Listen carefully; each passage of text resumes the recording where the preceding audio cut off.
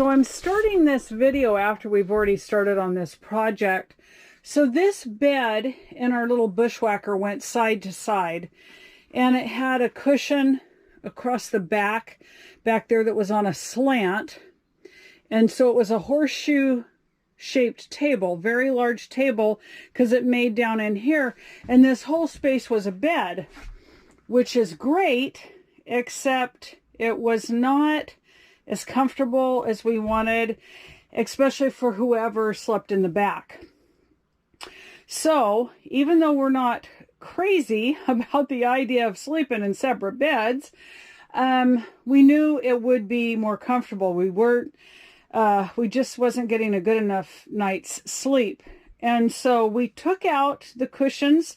They were cushions like these gray ones. We did utilize these. So we took out the cushions that went across the back, up along the sides of the walls, and down here. These black ones are futon chairs that we had that are very comfortable, and we used them in our van when we'd sleep in our van. So all we did, because like I said, I started filming this in the middle of the project, all we did was take all the cushions off. The back board that went back there, it was screwed in. We had to take it out. No big deal though. We took the table down. We laid the futon cushions on here for each bed. And then this space we just filled in. And then we put the table up, but the table was pretty large, and I just didn't know that it would work. It was almost too big, but yet it was actually nice. This does swivel, and it was actually nice to be able to have it up here and have a table, because then it was like kind of having a nightstand, bedstand by both sides of the bed. So what we're going to do is make a smaller table to go on here. My husband's making one right now out of tongue and groove that we had some leftover wood. So anyway, we think this is going to be a lot more comfortable. The other thing, the other way that we had it, we had mattress pad on and all this stuff, and so you couldn't use a table at all. You would have had to taken everything off and then put your table up. This way we are actually going to be able to use a table and have our beds full time. So when we get the table on, we'll show you the end result.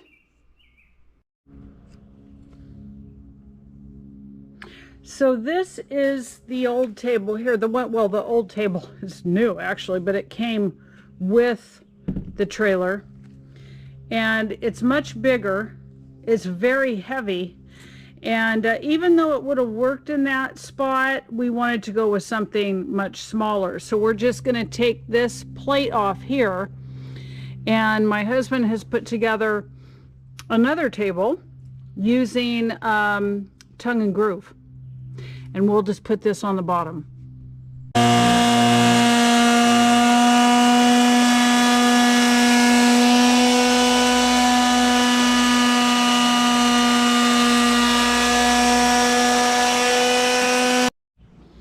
So this is the bottom side. So we'll just find where we want to place it, screw that on, and it will fit in the mechanism that you saw in the trailer that turns.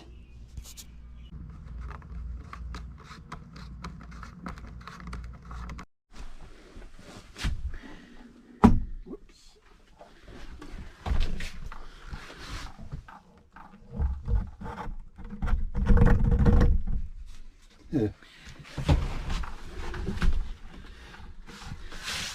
Oh, that is perfect.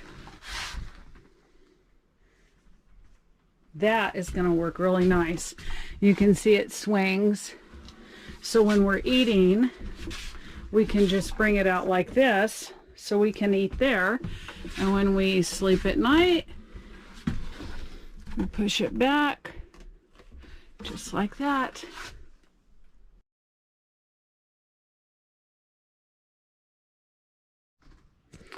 So when we want to use it more as a table, I also utilized a couple of the small pillows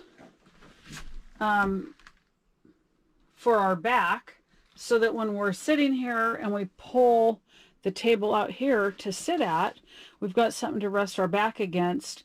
And we just folded the sleeping bags up, and then at nighttime we just put the sleeping bags down and put these pillows underneath. I think this is going to be a real solution to having a comfortable bed in here and being able to just throw your legs out and get out of bed in the morning instead of having to, somebody's got to crawl over somebody else, or you know how that is on sideways beds. You can make it work. We've done it a lot, but in different RVs as well, but it's nice trying to figure out how to make everything more comfortable for you. So whatever works for you, and it just shows also that even though an RV is new, you can still do different kind of remodels to it. It doesn't have to stay stock.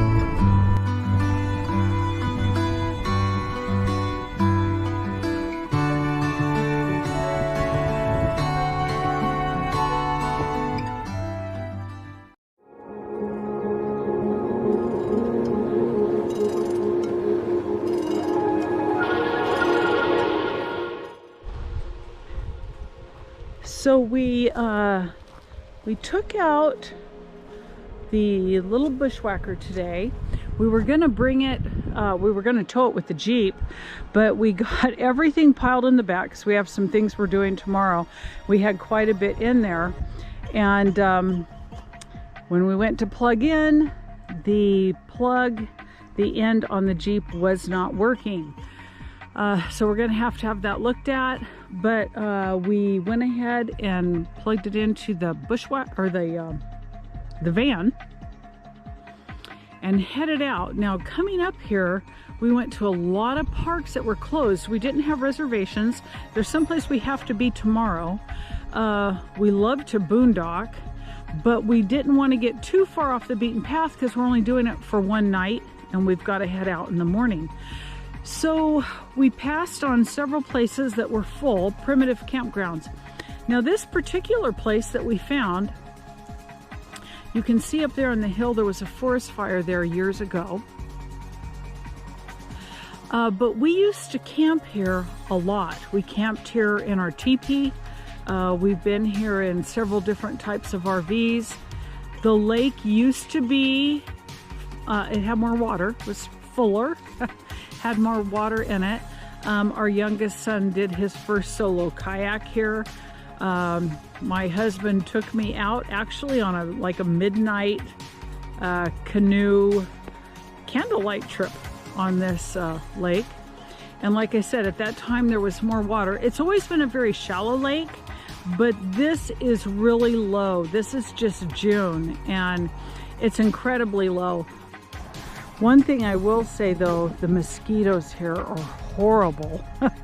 And because we were coming in the Jeep, that's where we had our insect repellent and we left it there, so we don't have it with us.